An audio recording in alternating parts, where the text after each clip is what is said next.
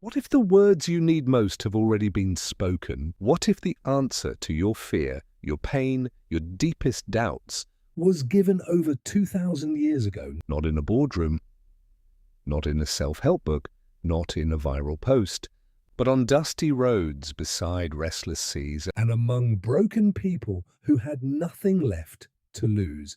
Tonight, listen carefully, because one sentence, just one, may change your life forever. The words of Christ are not relics of history. They are alive, they breathe, and they still find people exactly where they are. Do not be afraid, only believe. Three simple words, and yet across centuries, across continents, across every kind of suffering imaginable, millions of people have found courage in them.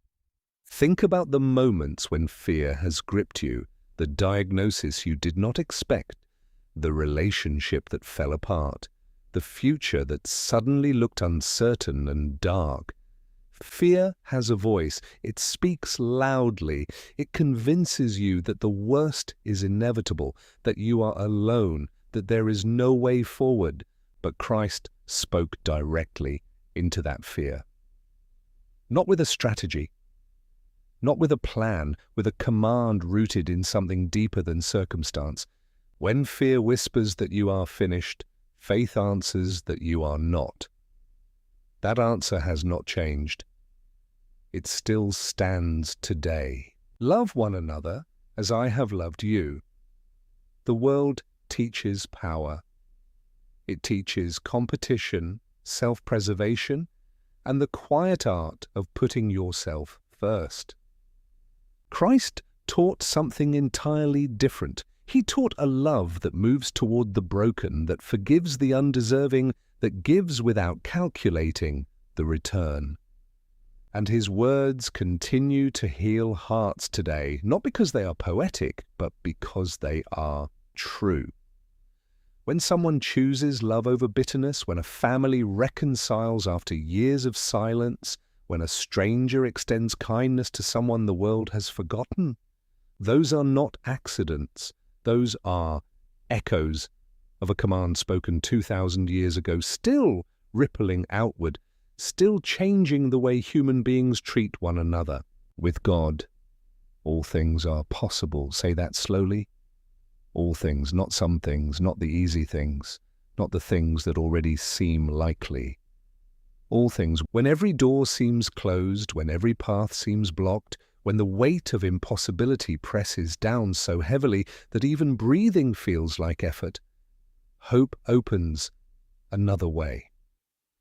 Hope is not wishful thinking. Hope, in the words of Christ, is an anchor. It holds when everything else gives way. People have walked out of addiction because of these words. People have rebuilt shattered lives because of these words. People have chosen to stay when every instinct told them to leave, because something in them believed that with God, the story was not over. It never is. Peace I leave with you, my peace I give to you, not the peace of easy circumstances, not the peace that arrives only when the problems disappear, but the peace that remains when the storm refuses to stop. That is a different kind of peace entirely. It is the kind that does not make sense from the outside. It is the stillness inside a person who has every reason to fall apart, but somehow does not.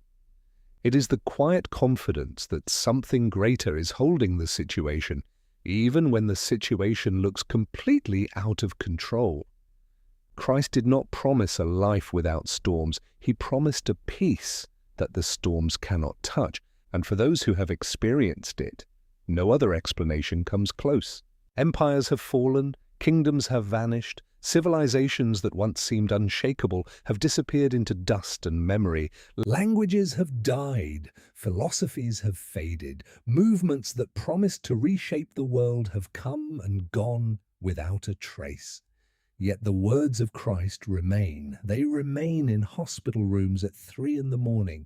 They remain in the hearts of people rebuilding after loss. They remain on the lips of those who have nothing left but faith. I am the way, the truth, and the life. And perhaps the words you needed today, the ones that speak directly to your fear, your longing, your quiet desperation, were spoken by Christ. They were spoken for you, and they have never stopped being true.